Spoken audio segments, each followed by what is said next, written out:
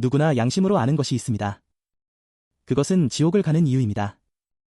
지옥을 가는 이유는 죄를 지었기 때문입니다. 이것은 누가 가르쳐 주지 않아도 누구나 인정하는 사실입니다. 그렇다면 간단합니다. 죄를 짓지 않으면 지옥을 가지 않습니다. 그런데 그것이 가능할까요? 구태여 성경을 인용하지 않아도 세상에 태어나서 죄를 짓지 않은 사람은 단 한 사람도 없습니다. 그래서 사람들이 생각해낸 것이 있습니다. 착한 일을 하면 죄를 상쇄할 수 있다는 것입니다. 아참, 그런데 상쇄한다 라는 뜻을 아이들은 모르겠네요. 상쇄한다는 것은 상반되는 것에 서로 영향을 주어 효과가 없어지게 만든다는 것입니다. 그러니까 죄를 지은 만큼 착한 일을 해서 죄를 없애는 것입니다. 그게 가능할까요? 거짓말한 것, 미워한 것, 싸운 것, 욕한 것, 부모에게 함부로 한 것, 이 정도만 예로 들어도 죄가 차고 넘칩니다. 반대로 내가 착한 일 한 거 생각해 볼까요? 몇 개나 되나요? 기억이 나기나 하나요?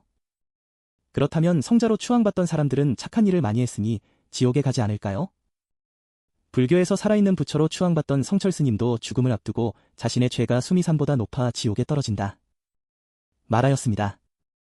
그러면서 그들이 섬기던 부처도 지옥 불구덩이에서 고통을 당하고 있다고 말했습니다. 테레사 수녀는 인도에서 한평생 빈민들을 돕고 섬겨 노벨 평화상을 받았습니다.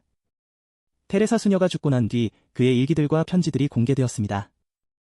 평소 가까이 지내던 추기경에게 수녀는 진지하게 물었습니다. 정말 천국이 있을까요?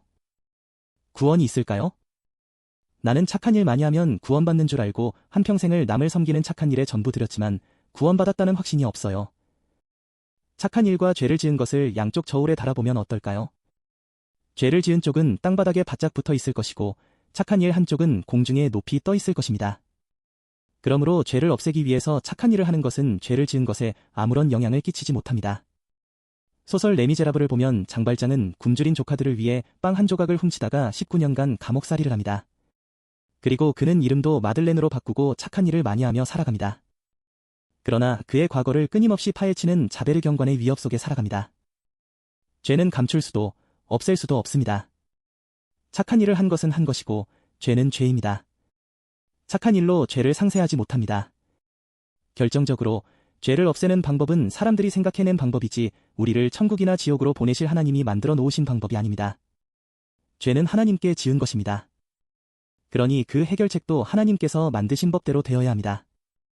우리가 누군가에게 잘못해도 용서를 받으려면 내가 원하는 방식이 아니라 상대방이 원하는 방식으로 해야 하는 것과 같습니다.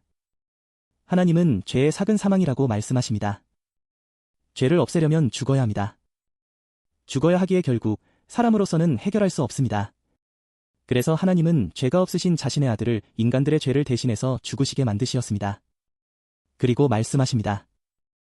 믿어라.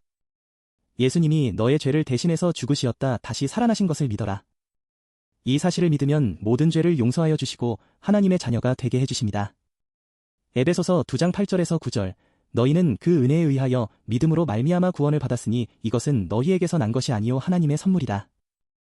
행위에서 난 것이 아니니 이는 누구든지 자랑하지 못하게 함이라. 구원은 하나님의 선물입니다. 선물은 받으면 됩니다. 믿고 받아들이면 하나님은 다 용서하여 주시고 우리를 천국으로 인도하십니다.